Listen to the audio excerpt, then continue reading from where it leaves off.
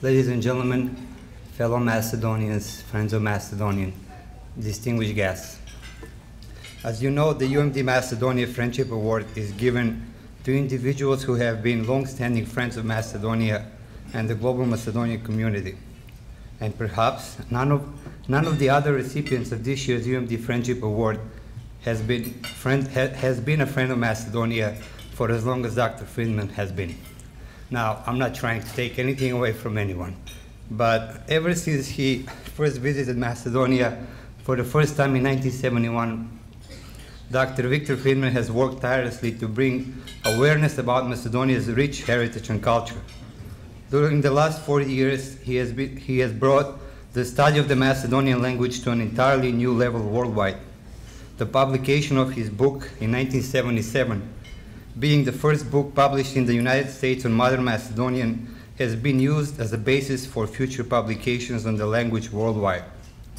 The North American Macedonian Conference on Macedonian Studies, which he founded, has advanced the Macedonian language, heritage, and culture and challenges throughout history on an academic level. And as a result of his educational efforts at the University of Chicago, hundreds of students of the Macedonian language have gone on to become informal ambassadors for Macedonia. Dr. Friedman, your dedication and passion in preserving and promoting Macedonian history, identity, and language during the last 40 years has left a deep mark on the entire Macedonian nation and global Macedonian community. And on behalf of the entire Macedonian Diaspora's Board of Directors, it is my pleasure and honor to present to you the UMD's Macedonia Friendship Award.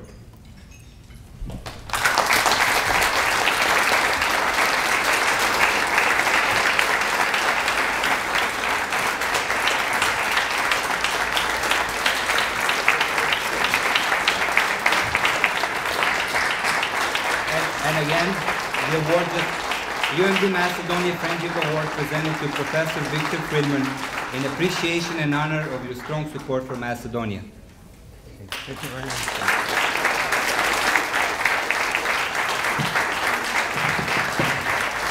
Благодарам.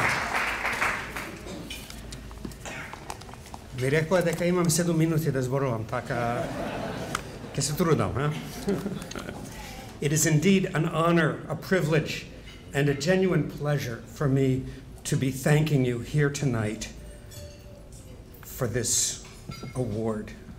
Не ми се верува 40 години, колку може. Also, I would like to congratulate you, да ви ја честитам независноста на Република Македонија 20 години и за многу години.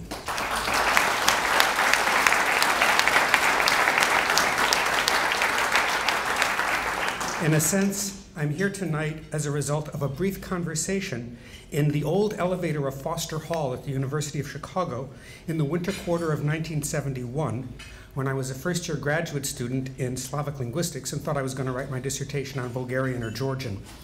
One of my professors, Zbigniew Golomb, said to me, and I quote, "Mr. Friedman, would you like to go to Macedonia this summer?" Yeah, sure. Božo Vidojevski had sent him an invitation to the 4th seminar for Macedonian language, literature, and culture.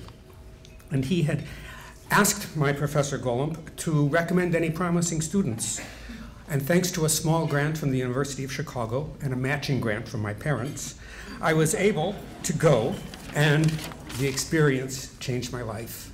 As a result of that wonderful experience 40 years ago, I decided to write my doctoral dissertation on Macedonian, and that served as the basis of the book that was just so kindly referenced. Many things have changed in Macedonia in the past 40 years. The most important, of course, being the independence of the Republic of Macedonia 20 years ago this year. But looking back twice that length to my first visit in 1971, I marvel at what has changed and also at some of the continuities. 40 years ago, the road from Skopje to Ohrid via Kičevo had not yet been built, and the mountain road through Mavrovo, while beautiful, had some rather exciting moments. Ohrid itself in those days was a picturesque market town where they still had the old kaldrma in the Charshia, and where women from the nearby villages still put on their Sunday best, what today we call folk costumes, when they came into town.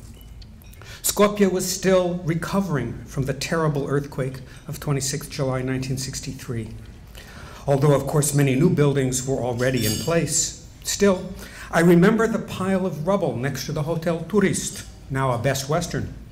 And in the old Charshia, there were streets where you had to cross from one side to the other on boards because they were laying new pipes down the middle of the street. The quay along the river Vardar had already been built, and on warm summer nights, literally all of Skopje came to the big open square for the Korzo. And for me, as a linguist, one of the most exciting things about Macedonia was the languages. Everywhere I went, I could hear not only Macedonian, which was music to my ears, but Turkish, Albanian, Romani, even Vlach. Later, I found speakers of Greek, Armenian, and Judezmo, Ladino, as well. And it was the languages of Macedonia, first and foremost Macedonian, of course, but the other languages as well, that make Macedonia such a special place. Wherever I went, people would say to me, "Jazyci se bogatstvo," languages are wealth. And indeed, everywhere in Southeastern Europe, there are similar expressions, except, interestingly enough, that so-called cradle of democracy, Greece. In Greek, unlike every other language of the Balkans, there is no folk expression excuse me, praising multilingualism. By now, most, if not all of you, will have heard about that tantrum thrown by the cradle of democracy in June 2009, when those of us participating in the presentation of Vasko Karadža's Modern Greek, Modern Macedonian Dictionary were assaulted by thugs from one of Greece's political parties, apparently because we were calling attention to the fact that Macedonian is spoken in Greece. But Greece's hysterical fear of its ethno-linguistic minorities has even penetrated American men's magazines. In November 2006, a glossy magazine called Maxim, I think some of you younger guys will know what I'm talking about, had a photo spread of provocatively posed bikini-clad models, each representing a different country, the international Miss Maxims, and each with a putative quotation from the model and a hometown fact about the country, such as, for example, in Spain, the number of bulls that were killed annually, or for Ukraine, the number of tons of radioactive dust dumped by the Chernobyl disaster, or for Holland, the difference between Netherlands and Holland. Well, the hometown fact for Miss Maxim Greece was, and I quote, "According to the Greek government, there are no ethnic divisions in Greece," end of quote. Neyse, as we would say. How different is this false homogenization from the rich reality of Macedonia? I'm reminded of a passage in Ljuan Starova's novel Vreme to na kozite, The Time of the Goats, a novel which he wrote in Macedonian and translated himself into Albanian as Kohaja Vive, and which will soon be published in English by the University of Wisconsin Press, so watch for it on Amazon. He is writing about his childhood in Skopje just after World War II. In a little neighborhood that was not far from what is now the center of town, that was informally known as Kozar Malo, the goatherd Malo. He writes, and I'm going to read in Macedonian, "Se meša nacionalnosti, veri, običaji, ľudia to živea vo doverba, razbiranje, zajednički, polesno im se protivstavuva na udarite na onije neizvesni vremenja. Nationalities, faiths, and customs were intermingled. People lived in trust and understanding. Together it was easier for them to counter the blows of fate in these uncertain times. Somehow it seems that there's always something uncertain going on, and it is always easier to face uncertainties with the support of friends and neighbors. In this regard, I was especially pleased to see among the dance groups scheduled for last night's presentation, not only the Macedonian group Tanets, whose records I was collecting even before I went to Macedonia, and also Alexandria, but also the Turkish group Karadelen. The Turkish language has a special place in the history of Macedonia, and here I'm going to pass into professor mode and teach you something, sorry, that most people are not aware of. In 1875, a stonemason and Macedonian activist named Georgi Pulevski from Galichnik in Western Macedonia published a trilingual dictionary in Macedonian, Albanian, and Turkish, in which he wrote, and I quote, "Taka I Makedonциve se narod I mesto to njivno je Macedonia." That is, thus the Macedonians are a people and their place is Macedonia, or their land. He also made the same statement in his dictionary in Turkish.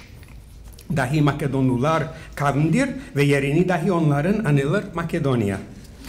Thus, the first modern published statement of modern Macedonian national identity was published in both Macedonian and in Turkish. In Turkish, Pulevski adds, "Her kim Makedonya'da yaşarsa Makedonlu anılır." Thus, which means everybody who lives in Macedonia is called Macedonian. Thus, more than a century before Macedonia's independence, a Macedonian activist was conceiving of Macedonia as the homeland of the Macedonians and of all the people who live in Macedonia. I've already mentioned the rich diversity of Macedonia and indicated in passing that I loved Macedonian folk music, even before I had a chance to visit the country. In fact, it was my collection of Macedonian folk music that enabled me to convince Christina Kramer, who was my student at the time, and whose textbook of Macedonian has now sold thousands of copies and is about to come out in its 3rd edition, that she should switch from Russian literature to Balkan linguistics and write her dissertation on Macedonian. People often ask me why I studied Macedonian, and I have given some indication here. Macedonian is the key to a fascinating country with exciting music, delicious food. My personal favorite is pita sopras, or zelnik sopras, ako sakate.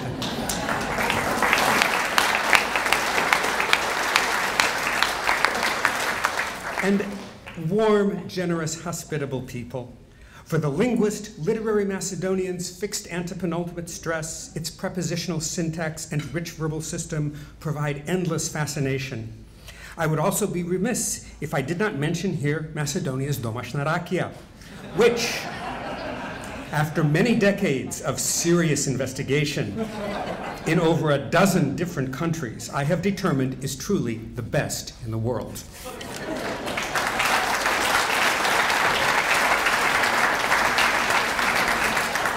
And so, as we celebrate 20 years of Macedonian independence, vi poželovam na site vas lično mnogo zdravje I mnogo radosti I na Republika Makedonija I na objedinitite makedonska diaspora mnogo godini I uspesi.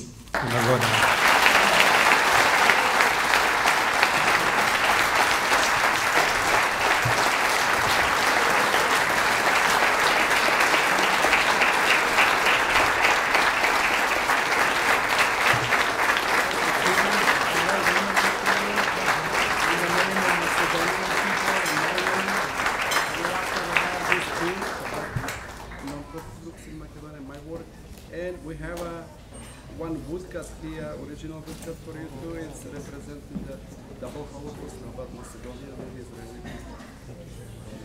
Thank you for everything. The name of Macedonia, my name.